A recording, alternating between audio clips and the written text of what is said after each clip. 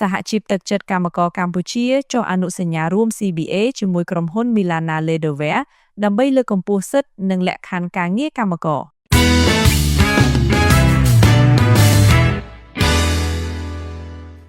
នៅព្រឹកថ្ងៃទី18ខែសីហាឆ្នាំ2026ពិធីចុះអនុសញ្ញារួម CBA រវាងសហជីពទឹកចិត្តកម្មករកម្ពុជានិងក្រុមហ៊ុន Milana Leatherware MFY Cambodia Icor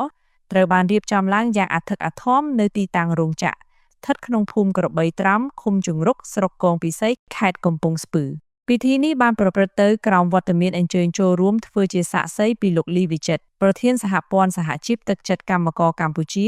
និងលោកលីយ៉ានប៊ីងនាយកក្រុមហ៊ុន Milana Leatherware ព្រមទាំងមានការចូលរួមពីលោកលៀនឆាវ័នតំណាងសហជីពសកល Industrial ថ្នាក់ដឹកនាំសហជីពមូលដ្ឋានប្រតិភូបុគ្គលិកនិងតំណាងកម្មករនិយោជិតជាច្រើនរូបទៀតលោកលីវិចិត្របានឲ្យដឹងថាការចុះអនុសញ្ញារួម CBA នាពេលនេះធ្វើឡើងក្នុងគោលបំណងធានានៅទំនាក់ទំនងវិជ្ជាជីវៈល្អប្រសើររវាងនិយោជកនិងសហជីពការពារសិទ្ធិនិងផលប្រយោជន៍ស្របច្បាប់របស់កម្មករនិយោជិតព្រមទាំងកែលម្អលក្ខខណ្ឌការងារឲ្យកាន់តែប្រសើរឡើងតាមរយៈអនុសញ្ញានេះនិយោជកត្រូវទទួលស្គាល់សិទ្ធិសហជីពដោយមិនមានការរើសអើងឬសងសឹកចំពោះសកម្មភាពសហជីពឡើយហើយត្រូវអនុវត្តលក្ខខណ្ឌ CBA នេះចំពោះកម្មករនិយោជិតទាំងអស់នៅក្នុងសហគ្រាស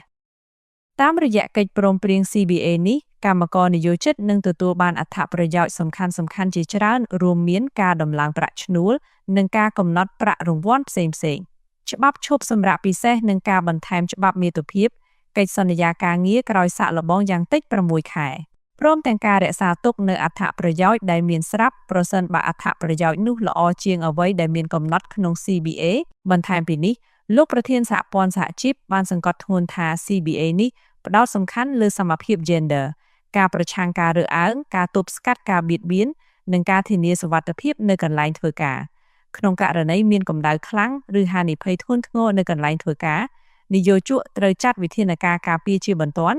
ហើយកម្មករមានសិទ្ធិដកខ្លួនចេញពីស្ថានភាពគ្រោះថ្នាក់ដោយមិនទទួលរងការសងសឹកឬពិន័យណាមួយឡើយចំពោះយន្តការដោះស្រាយវិវាទការងារ CBA បានកំណត់ឲ្យដោះស្រាយតាមលំដាប់ថ្នាក់ចាប់ពីកម្រិតរោងចក្រគណៈកម្មការទ្វេភាគីគណៈកម្មការគ្រប់គ្រងរួម JMC យន្តការផ្លូវច្បាប់ក្រុមប្រឹក្សាអាជ្ញាកណ្ដាលដើម្បីជៀសវាងការប្រើវិធានការឯកភាគីក្នុងនោះ JMC នឹងដើរតួនាទីយ៉ាងសំខាន់ក្នុងការត្រួតពិនិត្យការអនុវត្ត CBA និងមានសិទ្ធិចាត់វិធានការចំពោះភាគីណាដែលមិនគោរពតាមកិច្ចព្រមព្រៀងលោកលីវិចិត្របានគូបញ្ជាក់ជាចុងក្រោយថា CBA នេះអាចសរុបន័យខ្លីថាជាឧបករណ៍ផ្លូវច្បាប់ក្នុងការផ្ដល់អត្ថប្រយោជន៍បន្ថែមដល់កម្មករការពារសិទ្ធិសហជីពនិងសុវត្ថិភាពការងារខណៈដែលកំណត់យន្តការច្បាស់លាស់សម្រាប់ការគ្រប់គ្រងនិងដោះស្រាយវិវាទដើម្បីរក្សាសុខដុមរមនាក្នុងទំនាក់ទំនងការងារពិធីចុះអនុសញ្ញារួមនេះបានបញ្ចប់ទៅដោយបរិយាកាសស្និទ្ធស្នាលយោគយល់គ្នានិងស្ដែងឲ្យឃើញពីកិច្ចសហប្រតិបត្តិការដ៏ល្អរវាងតំណាងកម្មករនិងភាគីនិយោជក